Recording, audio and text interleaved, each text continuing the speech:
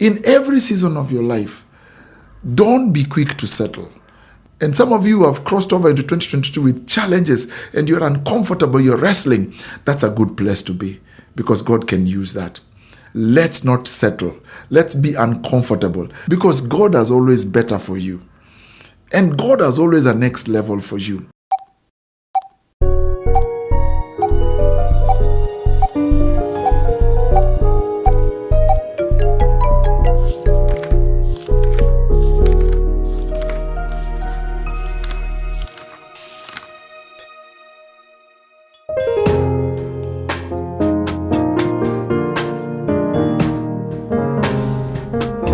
Sometimes discouraged, but no defeated. Cast down, burned, no destroyed. There are times I don't understand, but I believe He's turning around for me. I've had the struggles and disappointments. There are times I've felt so alone. Some of my friends, they let me down, but I believe He's turning around for me. Around for me. Around for me.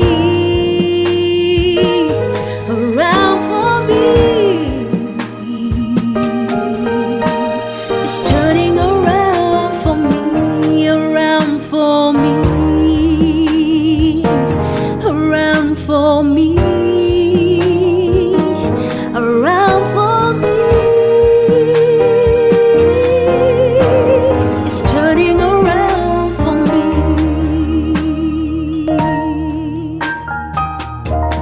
I can see the breaking of day. God is making a way. Change is coming for me. If I stay strong and believe, there's no reason to doubt. The Lord is working it out. He's turning around for me. I can see the breaking of day. God is making a way. Change is coming on me. If I stay strong and believe, there's no reason to doubt. I know He's working it out. It's turning around for me.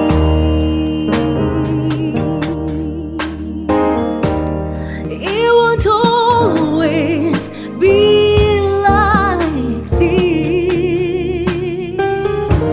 The Lord will perfect that concerning me. Sooner or later, it will turn in my favor.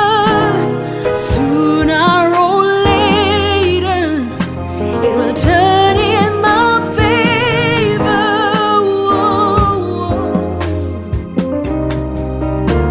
It's turning around for me.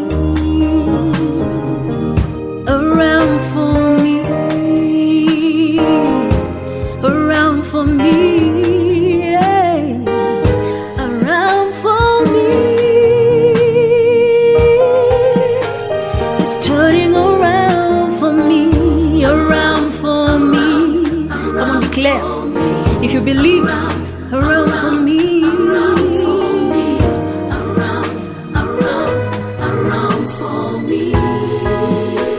It's turning around for me.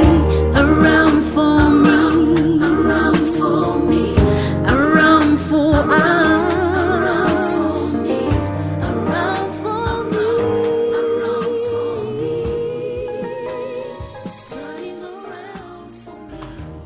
Thank you, Jesus. We bless your name.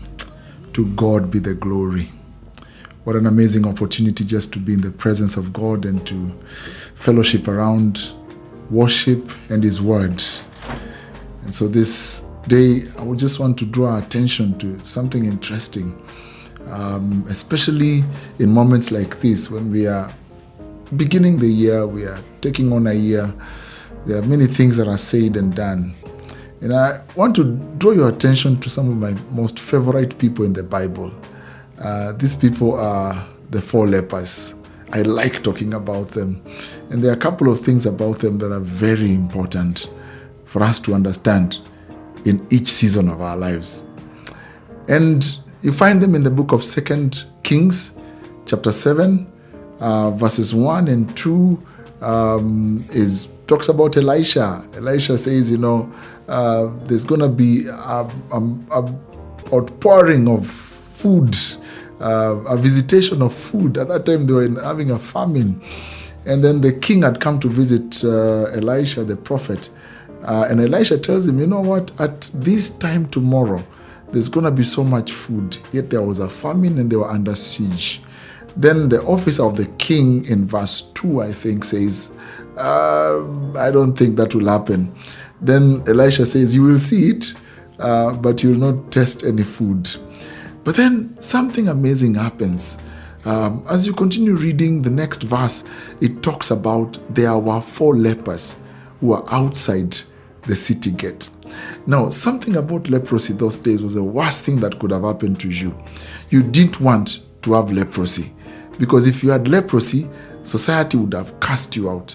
If you had leprosy, you didn't stand a chance in life. In fact, your relatives assumed you were dead because they would never see you again. They would totally write you off. But then something interesting happens. Those of you who have read chapter 7 of 2 Kings, you know that eventually God used these lepers who had been written off, thrown out. He uses them to make a difference in that city, to bring a solution to the city. What an amazing story. And first and foremost, I just want to challenge those of you who feel like we don't stand much of a chance. You have begun the year, you have taken on the year, and you don't have resources, you are disadvantaged, you have all the loans in the world, you have borrowed everything, every mobile app that can give you a loan you've borrowed, but you can't pay. You are down in the gutters, and you don't stand much of a chance. There is hope for you. Because if God could consider the 4 lepers, God can consider you, and God can use you. But there was something about these 4 lepers that was interesting. And I want us to look at 1 or 2 of those things. And today we'll just speak on one. Something very interesting. These 4 lepers, if you read verse 3 and 4, they begin having a conversation among themselves. They are asking themselves, why do we sit here until we die? In fact, they began to be uncomfortable with the space where they were in. They said, why should we sit here? Sitting means you are relaxed, you are settled. And so they were like, why are we settled? And we're going to die if we settle. And I want to tell you something. In every season of your life, don't be quick to settle, because God has always better for you. And God has always a next level for you. One of the greatest tragedy in life is when you settle for what you have. Because when you settle for what you have, that's the first thing that sabotages any chances of getting much more. Thomas Edison says, dissatisfaction is the first necessity of progress. Show me a thoroughly satisfied person, and I will show you a failure. The 4 lepers were dissatisfied. They said, we cannot sit here. We cannot continue resting here. We will die in this space. And you know what? There's a little verse in Genesis chapter 27, verse 40. The story of Esau, after he had discovered that his brother Jacob had stolen his blessing, and the father had blessed Jacob instead of him.